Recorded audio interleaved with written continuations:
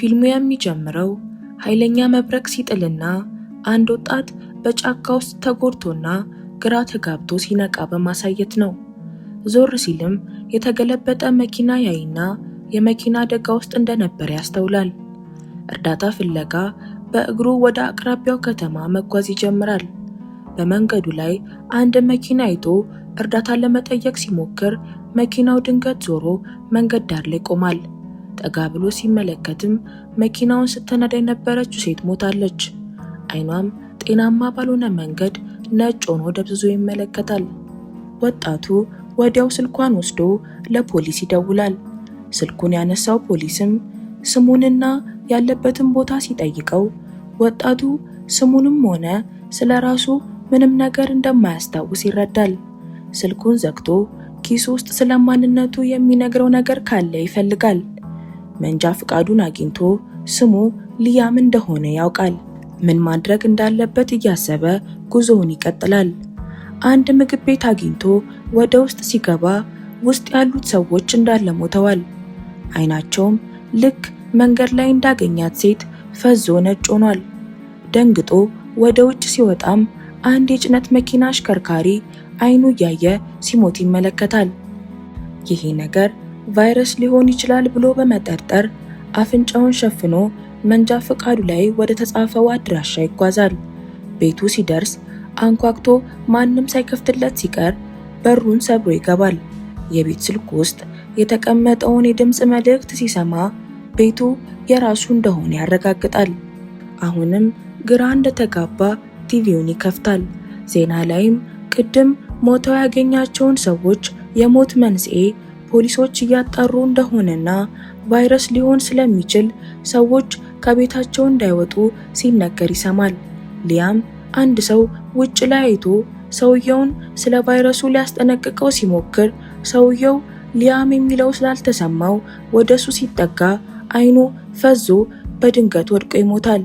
ሊያም ወደ ውጭ መውጣት ስለፈራ ዜናውን መከታተሉን ይቀጥላል። ሟቾቹ እንዳለ እሱ ባለበት አካባቢ ብቻ እንደሆኑ ያስተውላል። የቁራ ጩኸት ሰምቶ ወደ ውጭ ሲወጣም ወፏ ልክ እንደ ሰዎቹ አይኗ ነጭ ሆኖ ትሞታለች። ይህን ሲመለከት ሊያም ሰዎቹ እንዳለ ወደ እሱ ሲጠጉ እንደሞቱና የሞታቸውን መንስኤ እሱ ሊሆን እንደሚችል ይጠረጥራል። ጥርጣሬውን በተግባር እንዳይፈትሽ ተጨማሪ ሰዎችን መግደል አልፈለገም። ለፖሊስ ደውሎ እንዳይናገርም ከነጭራሹ አያምኑኝም፣ ቢያምኑኝም እንኳን የቤተ ሙከራ አይጥ ነው የሚያደርጉኝ ብሎ በማሰብ ምግብና ቁሳቁሶቹን ይዞ የቤቱ ጋራጅ ውስጥ ራሱ ላይ ይቆልፋል። አመሻሽ ላይ ፖሊሶች መኪናውን ጫካ ውስጥ ተከስክሶ ስላገኙት እሱን ፍለጋ ወደ ቤቱ ይመጣሉ። ሊያም ፖሊሶቹን ሲያያቸው ከነሱ ርቆ ለመደበቅ ይሞክራል። አንዲት ፖሊስ እሱ ያለበት አቅራቢያ ስትደርስ ወፎች ፊት ለፊቷ ወድቀው መሞት ይጀምራሉ። ፖሊሶቹም ይህን ሲመለከቱ ደንግጠው ወዲያው ከአካባቢው ይሸሻሉ። ሌሊት ላይ ሊያም ደንግጦ ሲነቃ አንዲት ሴት ቤቱ በር ላይ ቆማ ይመለከታል። እሷም ጋራጅ ውስጥ ድምፅ ሰምታ ወደሱ ስትመጣ እንዳትጠጋው ሊያስጠነቅቃት ቢሞክርም አልሰማችውም። በሩን ሲከፍትም ትሞታለች ብሎ ቢጠብቅም እሷ ግን ምንም አልሆነችም። እሷም ስሟ ማን እንደሆነ እንደማታውቅና ነርሶቹ ጄን ሲሏት እንደነበረ ጧት ሆስፒታል ውስጥ ከነቃችበት ጊዜ ጀምሮ ምንም እንደማታስታውስ አደጋው የደረሰበት መኪና ውስጥ እንደነበረች የመኪናው ባለቤትም እሱ እንደሆነ እንደነገሯት ትነግረዋለች። ይህን እያወሩ ያለ አንድ ውሻ ወደ ሊያም ቢጠጋም አልሞተም። ይህን ሊያም ሲያይ ምናልባት የሞቱ መንስኤ እሱ እንዳልሆነ ያስብና ከሷ ጋር አብረው ወደ ቤቱ ይገባሉ። ቤት ውስጥ አብረው ይኖሩ ከነበረ ብለው የሷን ዕቃ ቢፈልጉም ምንም አላገኙም። ሊያም በመስታወት ውስጥ ሲያያት ያን ቀን ወደ መኪናው እንደገባች ያስታውሳል። በነጋታው ምናልባት ያደጋው ቦታ ቢሄዱ ሊያስታውሱ እንደሚችሉ በማሰብ ወደ ቦታው ይሄዳሉ። ቦታው አቅራቢያ ያለ ድልድይ ጋር ሲደርሱ ጄን ሌሊት ላይ እዚህ ድልድይ ላይ ወረቀት ይዛ ቆማ እንደነበርና ሊያም አጠገቧ እንደነበር ታስታውሳለች። ወደ አደጋው ቦታም ሲደርሱ መሬቱ ትልቅ ክብ ሰርቶ ጥቁር ሆኗል።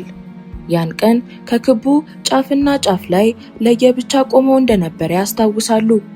ሊያምም አጠገቡ የተጠጋ ሰው በሙሉ ይሞት እንደነበርና እሷን ካገኘ በኋላ ግን ይሄ ነገር እንዳቆመ ሲነግራት ፈርታ ጥላው ትሮጣለች።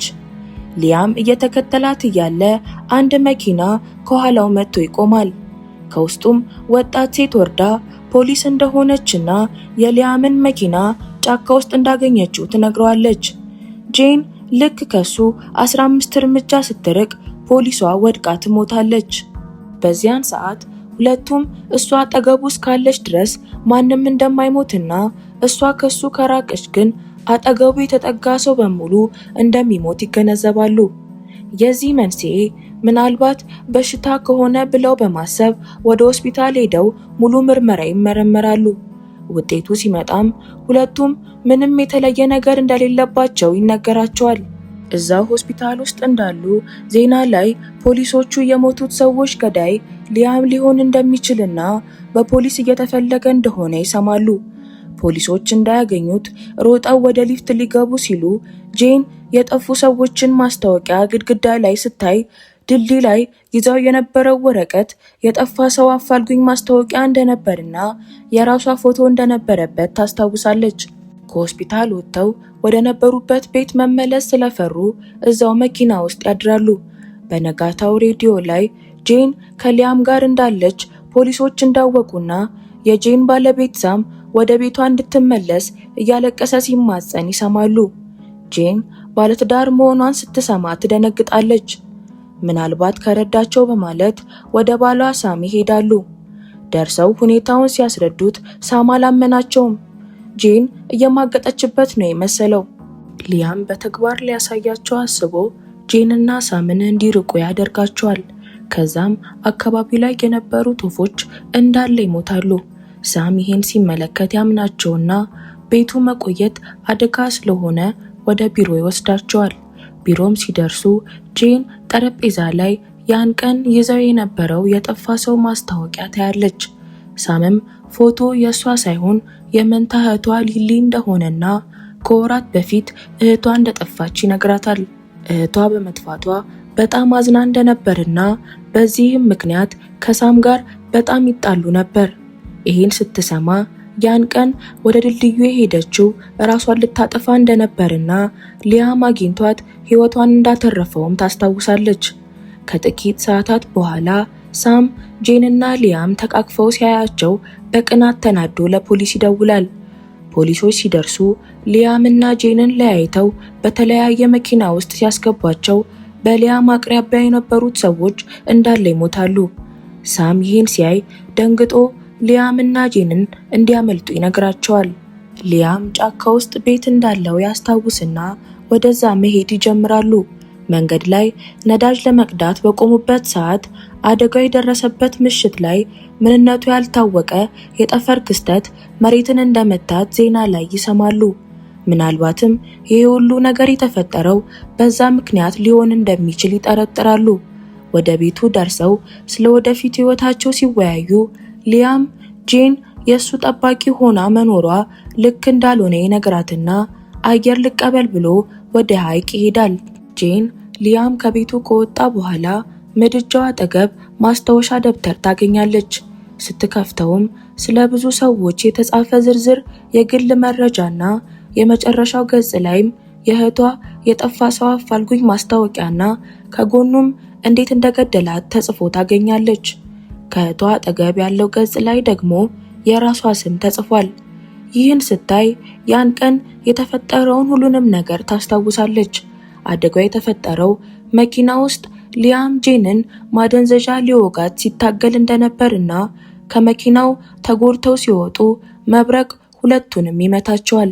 ከዛ በኋላ ምን እንደተፈጠረ አያስታውሱም። ጄን ይህን ባስታወሰችበት በዛው ቅስፈት ሊያምም ጀልባ ላይ ሆኖ ነፍሰ ገዳይ እንደነበርና ጄንንም ሊገላት ወደዚህ እያመጣት እንደነበረ ያስታውሳል። ወደ ሐይቁ ዳርቻ እንደወጣ ጄንም ሽጉጥ ይዛ ወደሱ ትመጣለች። ልትገለው ብትሞክርም አልቻለችም። ሽጉጡን እንደደቀነችበት ወደ ቤቱ ሲመለሱ 4 ሌቦች ተሰብስበው ሊያጠቋቸው ይሞክራሉ። ሊያም ከጄን በመራቅ 3ቱን ሲገላቸው 4ተኛው ደንግጦ ጄን ላይ ከተኮሰ በኋላ ይሞታል። ሊያም ደንግጦ ጄንን ወደ ሆስፒታል ይወስዳታል።